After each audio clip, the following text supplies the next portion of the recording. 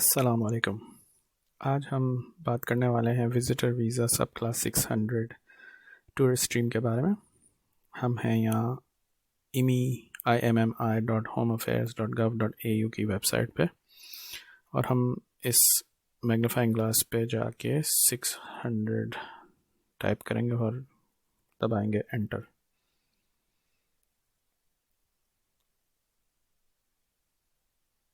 जब page load होगा तब हम देखेंगे कि ये सब क्लास 600 के अंदर काफ़ी स्ट्रीम्स हैं। ये बिज़नेस विज़िटर स्ट्रीम भी है, tourism stream, apply in Australia भी है, स्पॉन्सर्ड फैमिली स्ट्रीम भी है, अप्रूव डेस्टिनेशन स्टेटस स्ट्रीम भी है, फ्रीक्वेंट ट्रैवलर स्ट्रीम भी है और tourist stream apply outside Australia भी है। हम आज इसके बारे में बात करेंगे, ये वाली स्ट्रीम। तो ये है वीज़ा जो आप रिक्वेस्ट कर सकते हैं 12 महीने तक के लिए ऑस्ट्रेलिया आने के लिए एज अ टूरिस्ट, या अपने फैमिली या फ्रेंड्स के वो मिलने के लिए या क्रूज़ पे जाने के लिए। तो हम ये क्लिक करेंगे ओपन इन न्यू टैब और ये टैब खुलेगा और इसका ओवरव्यू देखते हैं। तो जैसा कि पहले बोला था, अप टू 12 मंथ्स स्टे हो सकता है। कॉस्ट इसकी है ऑस्ट्रेलियन डॉलर 145 और प्रोसेसिंग टाइम है 50% ऑफ द केसेस 6 डेज़ और 75% एप्लीकेशंस हैं 26 डेज़ और 90% ऑफ एप्लीकेशंस लग रहे हैं 37 डेज़। अब इस डेट है आज 12 जून 2022। काफ़ी ऑनलाइन फोरम्स में लिखा हुआ भी है कि यहाँ पे कोई पोस्ट्स में अप टू 60 डेज़ भी लग रहे हैं। दैट्स बिकॉज कोरोना का बैकलॉग उन्होंने कुछ यहाँ पे लिखा भी है, तो ये शायद पुराने स्टेटिस्टिक्स लिखे हुए हैं। ये वीज़ा के साथ जैसे पहले बोला था फैमिली और फ्रेंड्स को विज़िट कर सकते हैं या टूरिज़म के लिए आ सकते हैं। आपको ये दिखाना होगा डिपार्टमेंट को या केस ऑफिसर को कि आप यहाँ पे विज़िट करने के लिए सिर्फ आ रहे हैं, आपका और कोई इरादा नहीं है। आपके पास पैसे हैं अपने आप को सपोर्ट करने के लिए या आपके कोई जानने वाले हैं जो आपको सपोर्ट करेंगे। आप ऑस्ट्रेलिया में आके काम नहीं करेंगे और जब आप अप्लाई करेंगे और जब वीज़ा डिसाइड होगी तो आप बाहर होंगे ऑस्ट्रेलिया में। यहाँ पे अप्लाई का बटन भी है। अगर इनफ सब्सक्राइबर्स हुए और इनफ रिक्वेस्ट हुई तो मैं एक एप्लीकेशन भी रिकॉर्ड करके पूरी स्टार्ट टू फिनिश आप लोग को दिखाऊंगा, मगर उसके लिए मुझे रिक्वेस्ट आए या इनफ सब्सक्राइबर्स हों तो ही करूँगा।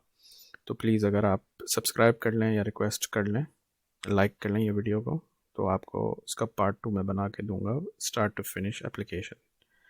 ओके, नेक्स्ट टैब है अबाउट दिस वीज़ा। इसमें ज़्यादा और है इंफॉर्मेशन, अगेन वही जो ऑलरेडी कवर हो चुका है। आप अपने दोस्तों या घर वालों से मिलने आ सकते हैं और स्टडी भी कर सकते हैं 3 महीने तक के लिए, क्रूज़ पे जा सकते हैं। ये लिखा है how long can you stay, तो आप अप टू 12 मंथ्स के लिए पूछ सकते हैं और आप सिंगल एंट्री या मल्टीपल एंट्री भी मांग सकते हैं। फाइनल डिसीजन होगा केस ऑफिसर के ऊपर, मगर यहाँ पे लिखा है जनरली ये लोग ग्रांट करते हैं 3 महीने के लिए। अगर 12 महीने के लिए पूछें तो सर्टन सर्कमस्टेंसेस में, मतलब आप अपना अगर केस देंगे कि मुझे इसलिए 12 महीने चाहिए, तो केस बाय केस बेसिस पे सर्टन सर्कमस्टेंसेस पे आपका वो ग्रांट वो भी हो सकता है इतना लंबा, ठीक है। और हाँ, जो पेरेंट्स हैं ऑस्ट्रेलियन सिटीज़न या परमानेंट रेजिडेंट्स के लिए, वो उनकी ज़्यादा चांसेस है 12 महीने की वीज़ा लगने के लिए। और उनकी वीज़ा एप्लीकेशन पे वो लोग ये भी रिक्वेस्ट कर सकते हैं कि मुझे 3 साल की वीज़ा की ड्यूरेशन दें या 5 साल की भी, इसलिए कि इससे ये फ़ायदा होगा कि आपकी 3 साल की या 5 साल की वीज़ा तो होगी और हर एंट्री पे अप टू 12 मंथ्स आप रुक सकते हैं। तो फॉर एग्ज़ाम्पल अगर आपने सिर्फ 3 महीने की वीज़ा ली, आप आए, सिंगल एंट्री की थी और आप चले गए, तो फिर आपको नेक्स्ट टाइम आना है तो वापस अप्लाई करना पड़ेगा। ये वाली वीज़ा 3 साल तक या 5 साल तक रहेगी और आप हर विज़िट में अप टू 12 मंथ्स 18 मंथ्स के पीरियड में रुक सकते हैं। तो इसका ये बेनिफिट है। तो अगर आपका कोई ऑस्ट्रेलियन सिटीज़न या परमानेंट रेजिडेंट है जानने वाला तो आप ये भी रिक्वेस्ट कर सकते हैं। तो इसका ये फ़ायदा है, काफ़ी पैसे बच जाते हैं वीज़ा एप्लीकेशन चार्जेस में। आपका ये इन्फॉर्मेशन है कि अगर आपको लॉन्गर स्टे करना है, वो मैं नेक्स्ट वीडियो में एक और वीडियो भी अगेन, अगर इनफ सब्सक्राइबर्स हुए तो अगर आप आ गए, आपको 12 महीने नहीं मिले, सिर्फ केस ऑफिसर ने 3 महीने दिए और आप यहाँ पे आके चाहते हैं कि आप और ज़्यादा लंबा रुकें, तो मैंने एक और वीडियो भी बनाऊँगा अगर इनफ सब्सक्राइबर्स हुए या रिक्वेस्ट हुई कि यहाँ पे आके आप कैसे और रुक सकते हैं लंबा। इसमें आप फैमिली इंक्लूड नहीं कर सकते। आप हर फैमिली मेम्बर जिसको भी आना है, जैसे हस्बैंड या वाइफ है, तो सेपरेट एप्लीकेशन होगी, मगर एक दूसरे की एप्लीकेशन में रेफरेंस होगा कि मैं इसके साथ ट्रैवल कर रहा हूँ। और कॉस्ट हमने ऑलरेडी जिक्र किया हुआ है, $145 ऑस्ट्रेलियन डॉलर है। ये भी आउटसाइड ऑफ ऑस्ट्रेलिया है। एक्स्ट्रा जो कॉस्ट होगी, अगर हेल्थ चेक की ज़रूरत होगी तो उसके पैसे अलग से होंगे। पुलिस सर्टिफिकेट अगर मांगे केस ऑफिसर ने तो उसके अलग होंगे। और आप अगर बायोमेट्रिक्स की कंट्री से हैं तो उसके कॉस्ट अलग होगी। और अगेन वही प्रोसेसिंग टाइम्स और apply must be outside Australia.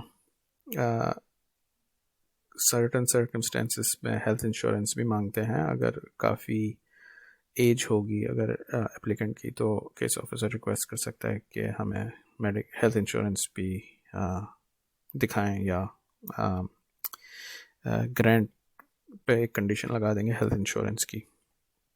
ठीक है, और ये हो गया अबाउट दिस वीज़ा का। अब एलिजिबिलिटी है कि हेल्थ कैरेक्टर, कोई अगर डेट नहीं हो, enough money, genuine visitor, best interest of the child. Okay, अब ये तो पहले हमने कवर कर लिया। जैसे अगर हेल्थ रिक्वायरमेंट होगी तो आपको ऑब्वियसली मीट करना पड़ेगा। कैरेक्टर रिक्वायरमेंट, अगर आप पास्ट में ऑस्ट्रेलिया में रह चुके हैं या कोई और कंट्री में रह चुके हैं, तो अगर आपका कैरेक्टर सही हुआ तो आपको ये इसका कोई वरी नहीं करना पड़ेगा। और प्रीवियसली अगर आप आके जा चुके हैं और आपका कोई जैसे हॉस्पिटल बिल अनपेड है तो वो भी आपको पे करना पड़ेगा, वरना आपको वीज़ा नहीं मिलेगी। आपकी पहले जैसे जिक्र किया था, दिखाना पड़ेगा आपके पास इनफ फंड, पैसे हैं अपने आप को सपोर्ट करने के लिए।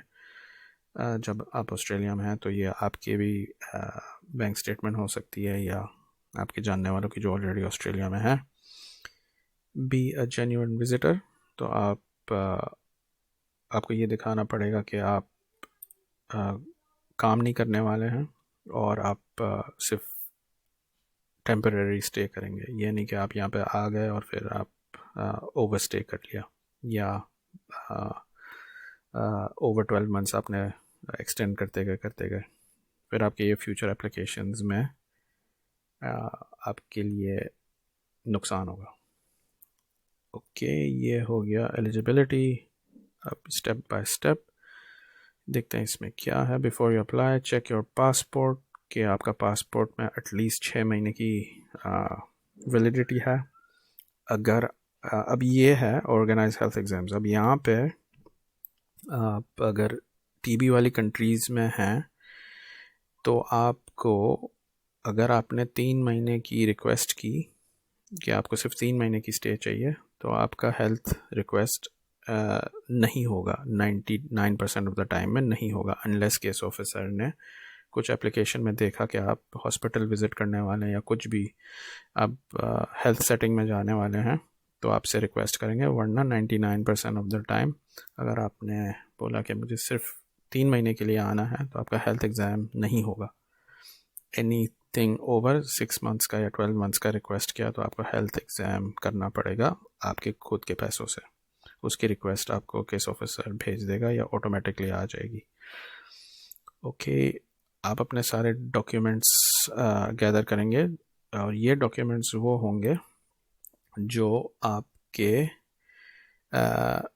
आइडेंटिटी के होंगे।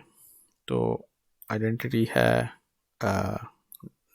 नेशनल आईडी कार्ड, अगर ऑब्वियसली पासपोर्ट होगा आपका, अगर कोई नाम वाम चेंज हुआ है मैरिज की वजह से या आपके किसी भी रीज़न से नाम चेंज हुआ है, और आपको तो ये हो गया आइडेंटिटी का। मैरिज सर्टिफिकेट, पासपोर्ट और national ID card, genuine visitor documents. तो देखें इसमें दो तरीके से केस ऑफिसर देखता है।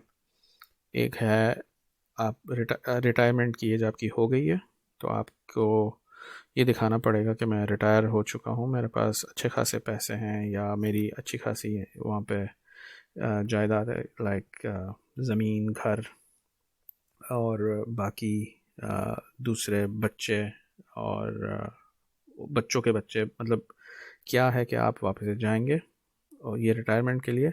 और जो रिटायर नहीं है, वर्किंग एज का है, उनको जॉब का लेटर दिखाना पड़ेगा अपनी। अगर जॉब है तो जॉब की पे स्लिप्स दिखानी पड़ेगी। ये जो बेसिकली यहाँ पे लिखा है 3 महीने की बैंक स्टेटमेंट्स, सब कुछ दिखाना पड़ेगा।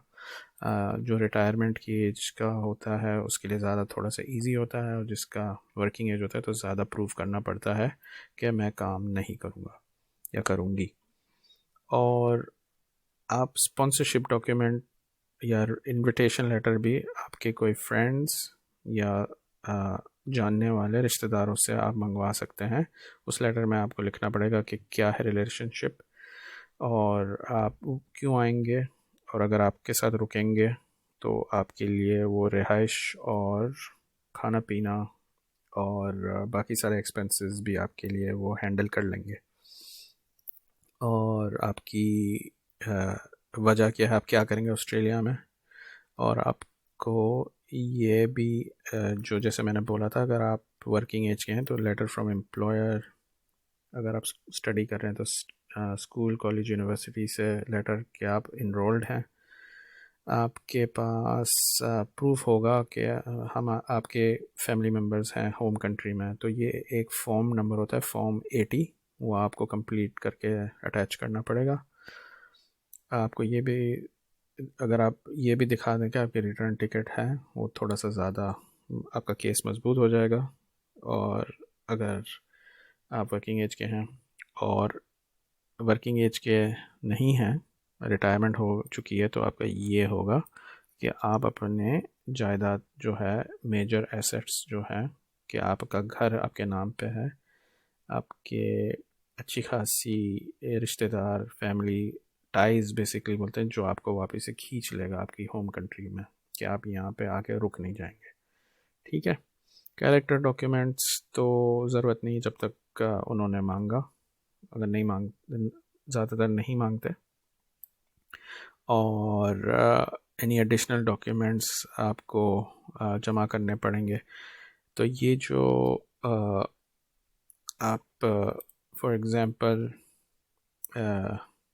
आपका कोई फैमिलीज़ का एक पार्टनर होता है सिटीज़न, तो दैट मीन्स बच्चा भी सिटीज़न होता है। तो ये उसके बारे में बता रहा है कि अगर आपको लॉन्गर वीज़ा चाहिए तो आपको प्रूफ करना होगा कि आपका बेटा या बेटी ऑस्ट्रेलियन सिटीज़न है या परमानेंट रेजिडेंट है। छोटे बच्चे की मैं बात कर रहा हूँ।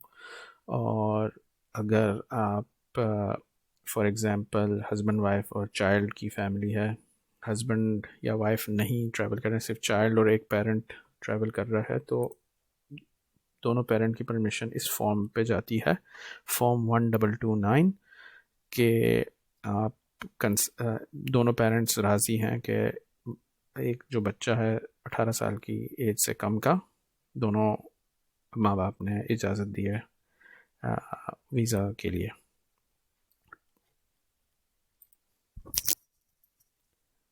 जब आप डॉक्यूमेंट्स जमा करेंगे, अगर डॉक्यूमेंट्स इंग्लिश में नहीं है तो आपको ट्रांसलेट करके जमा करने पड़ेंगे। तो ये जगह यहाँ पे ये लिखी हुई है कि कैसे ट्रांसलेट करने हैं इनटू इंग्लिश।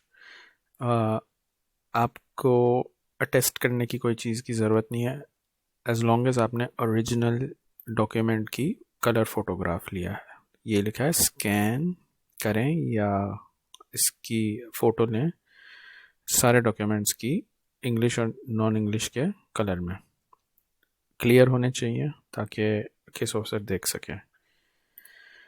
ठीक है, और फिर उसके बाद स्टेप 3 है अप्लाई फॉर द वीज़ा। जैसा मैंने बोला, अगर आप लोग ने रिक्वेस्ट की और सब्सक्राइब किया और लाइक की वीडियो को, तो नेक्स्ट वीडियो इसकी पार्ट 2 होगी कि स्टार्ट टू फिनिश एप्लीकेशन की आप लोगों के लिए कि कैसे अप्लाई करना है ऑनलाइन। ठीक है, और आफ्टर यू अप्लाई इसके बाद आपका ये दिखाएंगे कि आपको वेट करना है। आप अप्लाई करेंगे तो आपको फ़ौरन आ जाएगा रिक्वेस्ट, अगर ज़रूरत है एक्नॉलेजमेंट की कि आपकी एप्लीकेशन मिल गई है। अगर बायोमेट्रिक्स की ज़रूरत है तो आपको बायोमेट्रिक्स की रिक्वेस्ट आ जाएगी, ये ऑटोमेटिक होती है। और अगर आपने 3 महीने से ज़्यादा मांगा है या अगर आपने कोई चीज़ हेल्थ की डिक्लेयर की है एप्लीकेशन में, तो आपका हेल्थ चेक का भी और हेल्थ एग्ज़ाम का भी रिक्वेस्ट आ जाएगी ऑटोमेटिकली। ठीक है, और उसके बाद भी अगर केस ऑफिसर ने आपका असेसमेंट किया और उनको कोई और चीज़ लगी कि उन्होंने देखा कि आपकी बैंक स्टेटमेंट नहीं है, इनफ फंड्स या ये वगैरह वगैरह जो भी है, वो कुछ भी मांग सकते हैं, तो वो आप अपना once a day email check करते रहें। ठीक है, और उसके बाद आपको आउटकम आ जाएगी, आपका या ग्रांट होगा या रिफ्यूज़ल होगा, और वो आपको वीज़ा आउटकम स्टेप 5 होती है। ठीक है, और लास्ट स्टेप देख लेते हैं। When you have this visa, आप क्या क्या कर सकते हैं। आपके पास ऑब्वियसली वैलिड पासपोर्ट होना चाहिए। वीज़ा नहीं होगी तो ऑब्वियसली आप एंट्री नहीं कर सकते। आपके पास ये आने से पहले इनकमिंग पैसेंजर कार्ड आपको कंप्लीट करना पड़ेगा, और उसकी भी एक मैं सेपरेट वीडियो बनाऊंगा अगर इनफ रिक्वेस्ट हुई। ठीक है, दैट्स इट। आपका चेंज अगर आपका ईमेल एड्रेस चेंज हुआ या पासपोर्ट आपका नया हुआ, आपका एक्सपायर हो गया, तो मैं एक और भी वीडियो बनाऊंगा कि कैसे अपडेट करते हैं डिटेल्स ऑनलाइन, ताकि आपकी वीज़ा नए पासपोर्ट नंबर पे भी चेंज हो, ऑटोमेटिकली ट्रांसफ़र हो जाए। ठीक है, दैट्स इट। बाकी आप अपने टाइम पे आप ये बाकी सब पढ़ सकते हैं, मगर बेसिकली सिंपल है। आपको दिखाया है कि आपको जितनी टाइम है उस टाइम तक ही आप रहेंगे, आप काम नहीं करेंगे। और आप अगर आपका जस्ट वीज़ा एक्सपायर हो उससे पहले आप चले जाएंगे, और अगर आपको ज़्यादा रुकना है तो आप एक्सपायर होने से पहले आप अप्लाई कर लेंगे। तो दैट्स इट। ये है हमारा ओवरव्यू और डिस्कशन टूरिस्ट स्ट्रीम सब क्लास 600 का, applying from outside Australia. Okay, आप प्लीज़ अगर आपको ये वीडियो अच्छी लगी तो लाइक करें, थम्स अप दें, और कमेंट लिखें, और प्लीज़ सब्सक्राइब करें ताकि आपके लिए मैं और वीडियोस बना सकूं। मेरा इरादा है कि मैं हर वीज़ा सब क्लास के लिए बनाऊं, मगर अगर इनफ व्यूअर्स और सब्सक्राइबर्स और डिमांड होगी तो। ओके, अल्लाह हाफ़िज़।